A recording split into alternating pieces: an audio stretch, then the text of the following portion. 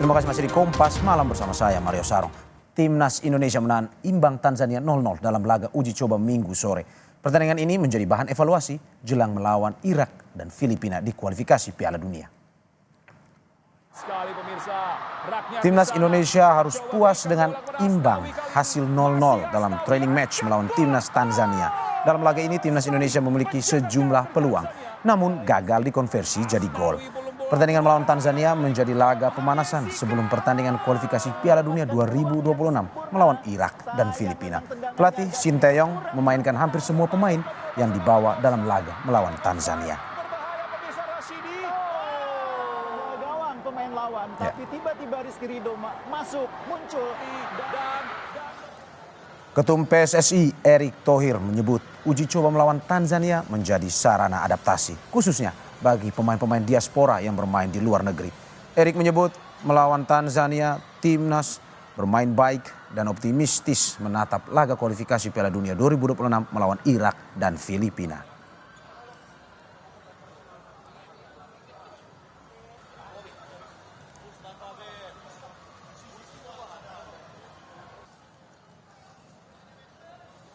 Ini memang kita uji coba dan memang kalau kita lihat Kosin juga memutar hampir seluruh pemain ya untuk bisa merasakan permainan dan uji coba mereka dan kondisi kita yang mungkin banyak pemain kita yang bermain di luar negeri kan cukup harus adaptasi ya dengan cuaca seperti ini gitu. Timnas Irak sudah tiba di tanah air untuk melakoni laga lanjutan Grup F kualifikasi Piala Dunia 2026 zona Asia kontra Indonesia di Stadion Utama Gelora Bung Karno, Jakarta. Duel panas kontra tim Timur Tengah ini akan berlangsung pada 6 Juni 2024. Timnas Irak tiba di Terminal 3 Internasional Bandara Soekarno-Hatta pada pukul 11 waktu Indonesia Barat. Irak memboyong 26 pemain untuk menghadapi Indonesia. Meski sudah dinyatakan lolos ke babak ketiga, Irak bakal serius dalam partai ini agar bisa menyapu bersih kemenangan di fase grup. Setelah melawan Indonesia pada 6 Juni 2024, Irak akan langsung kembali ke negaranya untuk mempersiapkan diri menghadapi Vietnam.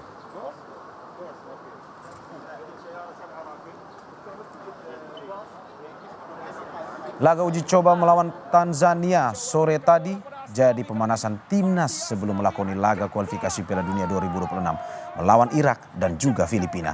Dalam uji coba tersebut timnas ditahan Tanzania 0-0. Lalu apa saja evaluasi sebelum timnas melawan Irak dan Filipina? Sudah ada pengamat sepak bola Bung Wesley Hutagalung.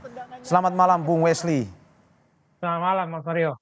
Selamat malam Bung. Ini dari senyuman Anda 0-0 timnas imbang lawan Tanzania. Ini sepertinya analisisnya baik buat timnas atau mungkin justru sebaliknya ini?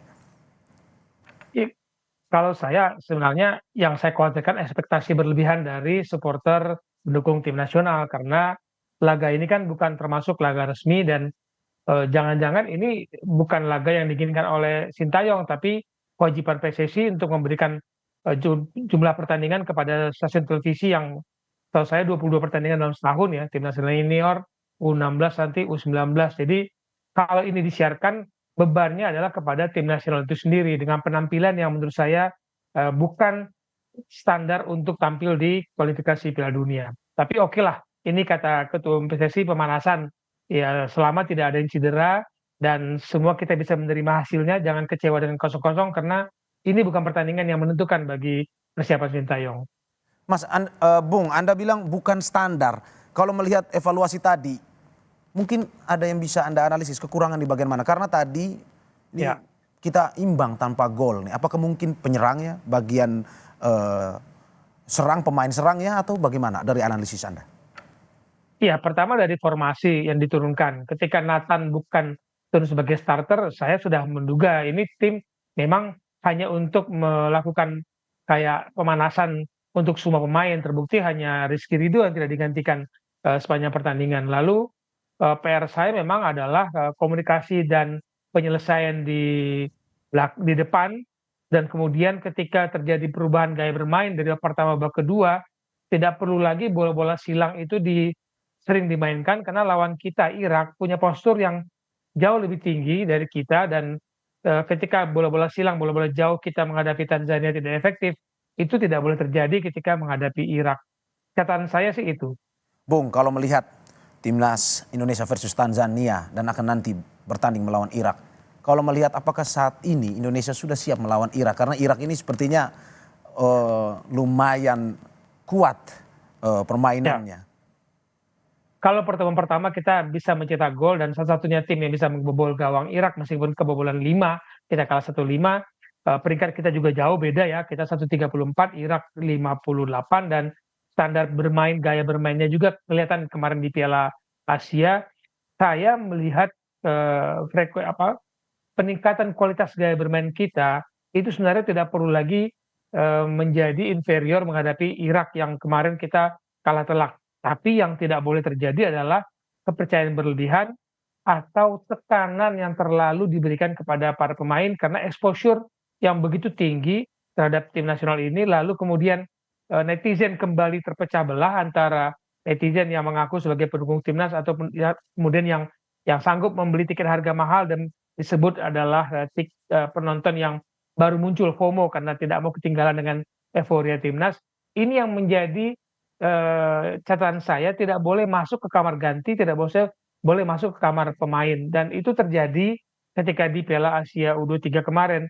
Kekhawatiran saya terbukti dan akhirnya pemain kita saut-sautan dengan netizen. Ini sangat mengganggu konsentrasi. Jadi kepercayaan diri para pemain sudah bagus harusnya, tinggal kita jaga. Manajemen federasi tim nasional dijaga, para pemain ini fokus dengan tactical game atau game plan yang disiapkan oleh Sintayong dan kita tidak perlu inferior, tidak perlu takut lagi bahwa kita pernah kebobolan 5 gol dari Irak. Kita bisa menghadapi Irak kok dengan permainan kita sekarang ini. Kita bisa menghadapi permainan Irak dengan permainan kita saat ini. Tetapi kalau melihat lebih spesifik terkait dengan formasi menurut Anda Bung, apakah memang formasi Indonesia versus Tanzania ini cocok untuk dipakai Indonesia versus Irak nanti? Nah, itu pertanyaan menarik ya. Tadi saya katakan ketika Nathan tidak bermain sejak awal, lalu apakah Jordi Amat, Rizky Ridho, Asnawi dan Sandi Walsh itu formasi bersama siapa nama formasi yang ideal karena kita tidak tahu rencana Sintayong akan memakai 3 center back lagi atau main 4-4-2 atau mengubah karena sejak awal kalau Sintayong melakukan starting lineup yang mengejutkan itu sudah menjadi kebiasaan dan tidak hanya kita, lawan pun terkejut dengan taktik yang disiapkan oleh Sintayong. Ini yang kita tunggu, apakah benar formasi yang kemarin tadi diturunkan menghadapi Tanzania akan muncul lagi? Saya pikir agak-agak pasti ada 1-2 perubahan dan itu yang kita tunggu sih di starting lineup nanti tanggal 6 ya menghadapi Irak. Bung, kalau selain formasi dari pertandingan tadi Indonesia versus Tanzania, menurut Anda apa yang ingin dilihat oleh Sintayong? Apakah ketahanan fisik pemain, apakah mungkin durasinya atau bagaimana yang ingin dilihat dan ingin diteliti oleh pelatih Sintayong untuk nantinya pada saat melawan Irak ini sudah tidak ada kelemahan atau kekurangan yang dialami oleh para pemain kita?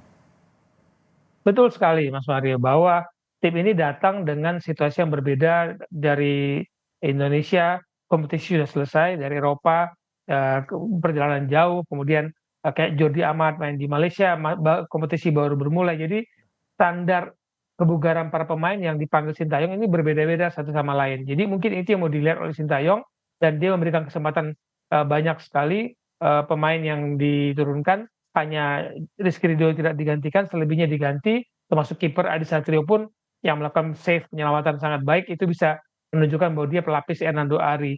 Nah, yang ingin dilihat Sintayong adalah memang kesiapan kebugaran dan satu catatan yang tadi di jumpa pers disampaikan oleh Sintayong adalah soal komunikasi para pemain masih harus ditingkatkan karena tanpa komunikasi yang baik penyerangan pasti akan tidak berlangsung dengan baik, juga pertahanan kita gampang sekali ditekan oleh lawan. Karena jangan lupa Mas Mario, yang di dalam itu tadi kan bahasanya berbeda-beda, bukan hanya bahasa Indonesia. Nah, ini kan juga harus menjadi butuh waktu membangun chemistry dengan situasi mungkin pemain Indonesia yang berbahasa Inggris bisa, tapi dalam tekanan, dalam situasi harus mengambil keputusan, kadang-kadang bahasa itu kan tidak keluar dengan sendirinya. Bahasa ibu lah yang keluar, bahasa Indonesia. Bahasa Inggris tidak segampang itu dikeluarkan ketika kita dalam tekanan harus mengambil keputusan dalam waktu sepersekian detik. Nah, ini chemistry ini mungkin yang ingin dilihat oleh Sintayong. Oke Bung, ini soal usulan Anda kepada para pemain Indonesia. pada tanggal 6 nanti akan berhadapan dengan Irak. Apa yang harus ditingkatkan? Dalam arti di dalam lapangan seperti teknik, taktik dan juga permainannya, dan juga di luar lapangan mungkin ada komunikasi ataupun apa yang bisa mempengaruhi dan bisa memperbaiki permainan timnas kita sehingga bisa lebih baik lagi nanti menghadapi Irak. Setiap pelatih itu pasti akan memilih 11 pemain terbaik, Mas Mario, untuk diturunkan. Tapi pelatih yang baik adalah pelatih yang bisa mengeluarkan kemampuan terbaik dari 11 pemain yang dipilihnya tadi. Nah ini harus dibungkus dengan komunikasi yang baik, dibungkus dengan kepercayaan kepada satu sama lain, bahwa pemain yang tampil di Eropa dengan pemain yang tampil di kompetisi luar negeri, jangan ada ketimpangan, jangan ada ketidakpercayaan. Karena jalur komunikasi yang dibangun itu tidak semudah kita dalam satu bahasa, itu pertama.